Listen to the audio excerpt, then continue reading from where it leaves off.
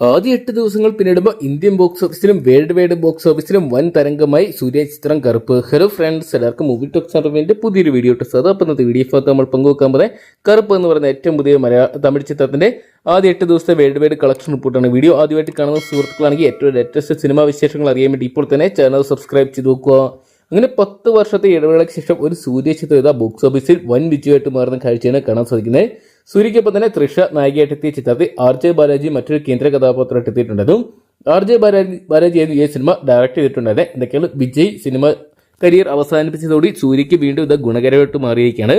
കറുപ്പ് എന്ന് പറയുന്ന സിനിമയ്ക്ക് തമിഴ്നാട്ടിൽ വൻ സ്വീകരണം വൻ വരവേൽപ്പ് നേടിയപ്പോൾ ചിത്രം ഇതിനോടൊപ്പം തന്നെ വേൾഡ് വൈഡ് ബോക്സ് ഓഫീസിനായിട്ട് 230 കോടി രൂപയോളം പിന്നിട്ടതായിട്ട് ഇപ്പോൾ ഇത് അറിയാൻ സാധിക്കുന്നുണ്ട്.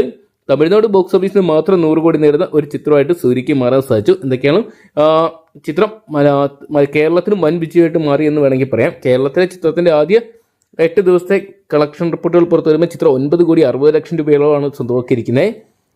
ദൃശ്യം 3 എന്ന് പറയുന്ന സിനിമ റിലീസിനെത്തിയിട്ടും മലയാളത്തിൽ ചിത്രത്തിന്റെ കളക്ഷൻ നേരിയ വലിയ രീതിയിലുള്ള കുറവുകളൊന്നും തന്നെ സംഭവിച്ചിട്ടില്ല. എന്തൊക്കെയാണ് ചിത്രം വൻ വിജയമായിട്ട് മാറുന്നൊരു കാഴ്ച കാണാൻ സാധിക്കുകയാണ്.